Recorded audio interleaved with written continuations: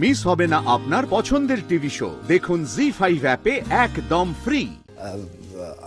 Sorry, আমার আসতে একটু দেরি হয়ে গেল, আর একটা সেশন চলছিল বাচ্চাদের সঙ্গে। না না, বুঝতে পেরেছি। আসলে কি বলুন তো, ওকে না এক জায়গায় বেশিক্ষণ বসিয়ে রাখা যায় না, তাই আর কি। তুমি কি করো?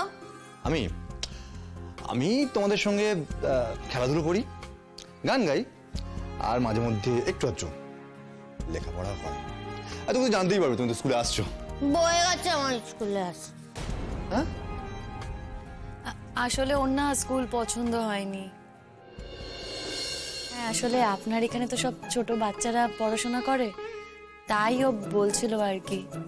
না না, তোমার বয়সীও আছে, তুমি তো তাদের দেখোনি, তাই বুঝতে পারছো না। দু একজন আছে। আমার দরকার নেই কো। আমার মা বলেছে শিং ভেঙে বাছুরের দলে না ঢুকতে। আমি তাই শিং ভেঙে বাছুরের দলে ঢুকতে চাই না কো, আমি তাই আসবো না। পুতুল দি, কি হচ্ছেটা কি বলতো? বলছি প্লিজ কিছু মনে করবেন না, আপনার সময় নিয়ে এলাম, অথচ দেখছেন তো, মানে ওকে দেখেই বুঝতে পারছেন ওর না কথাবার্তাগুলো এরকমই। আমি কিছুতেই ওর কথা বদলাতে পারছি না, প্লিজ কিছু মনে করবেন না। আমি কিচ্ছু মনে করিনি। তাছাড়া ওদের নিয়েই তো আমার কাজ।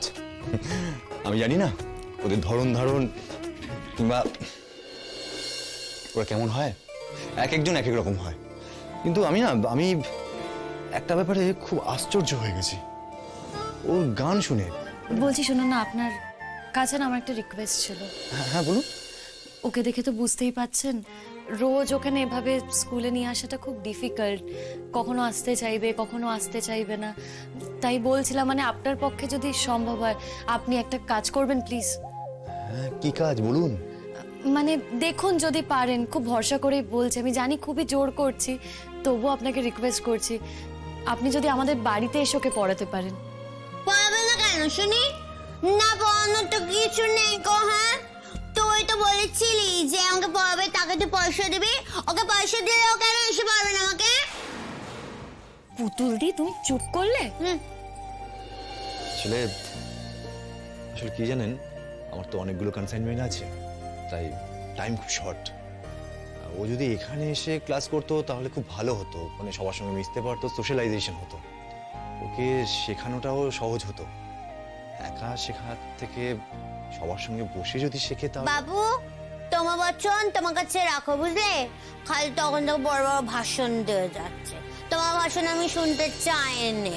তুমি আমাকে পড়ালে তোমার লাভ, নালে তো আমার কিছুই না। বাচ্চা তাহলে তো আর কাকের অভাব হয় না গো।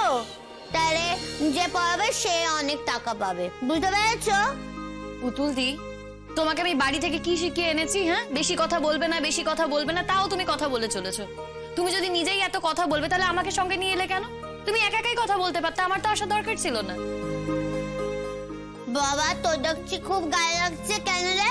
ওকে তো আজকে প্রথমবার দেখলি, এত তো গায়ে লাগছে কেন শুনি? ও যদি পায় তাহলে পয়সা পাবে, আমার বিনা পয়সায় কাজ করাবো? বেশি বেশি দর দিচ্ছিস একেবারে। বলছিলাম, আপনি না প্লিজ ওর কথায় কিছু মনে করবেন না, আমার না নিজেরই সত্যি খুব খারাপ লাগছে।